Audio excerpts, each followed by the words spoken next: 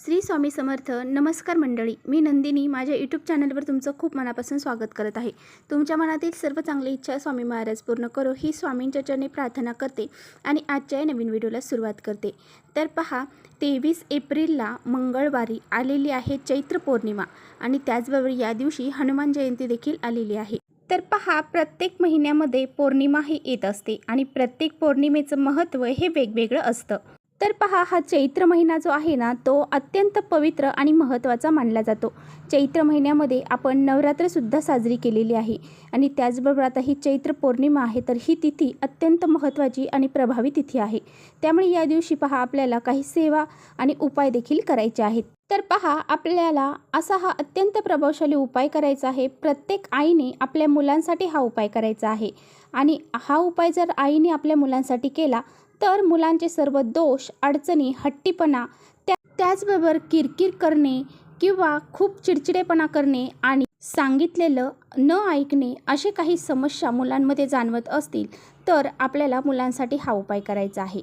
तर मुलांसाठी असा हा अत्यंत प्रभावशाली उपाय जर आपण केला तर मुलांची अभ्यासामध्ये, नोकरीमध्ये, व्यवसायामध्ये खूप सारी प्रगती होईल. हा उपाय कसा करायचा आहे याबद्दलच आजच्या व्हिडिओमध्ये आपण जाणून घेणार आहोत. त्यामुळे व्हिडिओ तुम्ही शेवटपर्यंत नक्की बघा, जेणेकरून तुमच्यापर्यंत योग्य ती माहिती पोहोचेल. आपल्या चॅनलवर तुम्ही नवीन असाल तर चॅनलला लगेच सबस्क्राईब करा आणि असेच माहितीपूर्ण व्हिडिओ पाहण्यासाठी बेल आयकॉनलाही प्रेस करा, म्हणजे मी जेव्हा नवीन व्हिडिओ अपलोड करेन त्याचं नोटिफिकेशन सर्वात अगोदर तुम्हाला भेटेल आणि तुम्ही एकही व्हिडिओ मिस करणार नाही. आणि त्याचबरोबर कमेंट्समध्ये जय श्रीराम लिहायला अजिबात विसरू नका.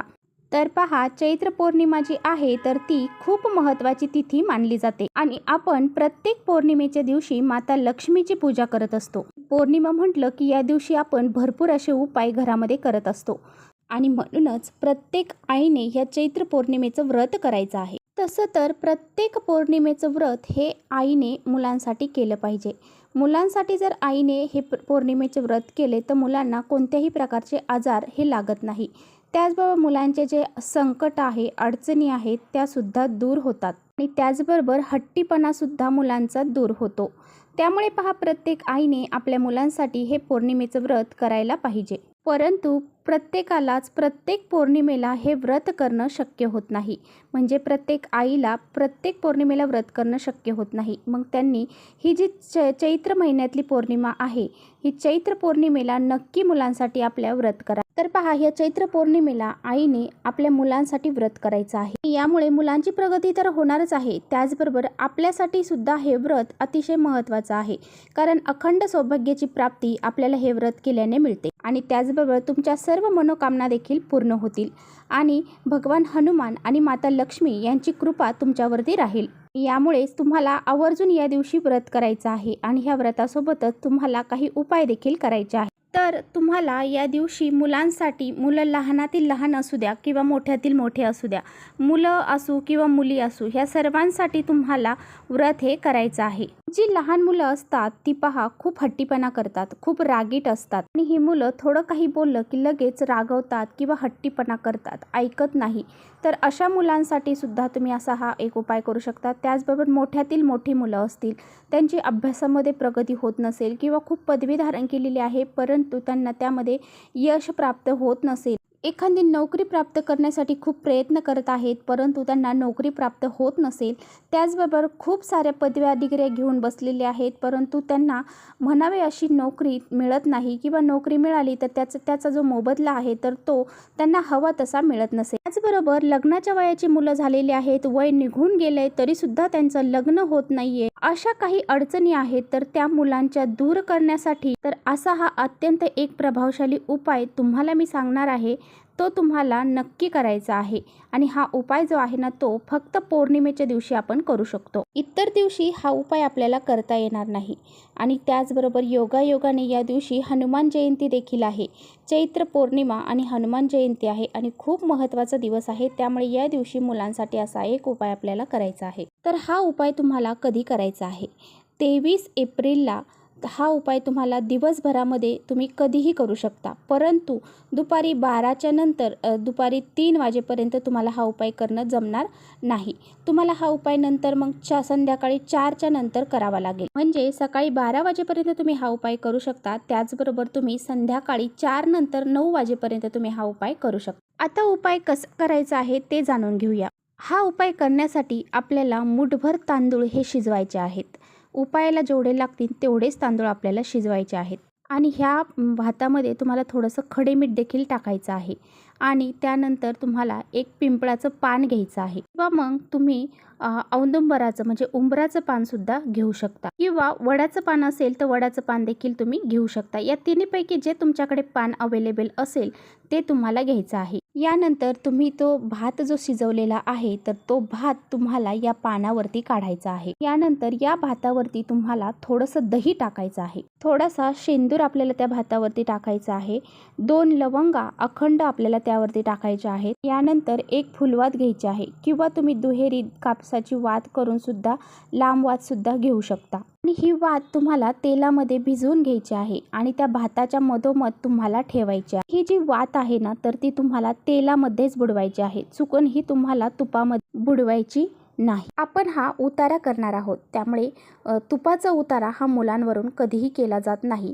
त्यामुळे आपल्याला तुपामध्ये ती वात भिजवायची नाही, आपल्याला तेलामध्येच ती वात भिजवायची आहे. यानंतर त्या वाती तुम्हाला भातावरती ठेवायच्या आहेत आणि प्रज्वलित करायच्या आहेत. आणि आपल्या समोर मुलांना बसवायचं आहे. शक्यतो पूर्व पश्चिम दिशेने आपण मुलांना आपल्याला बसवायचं आहे.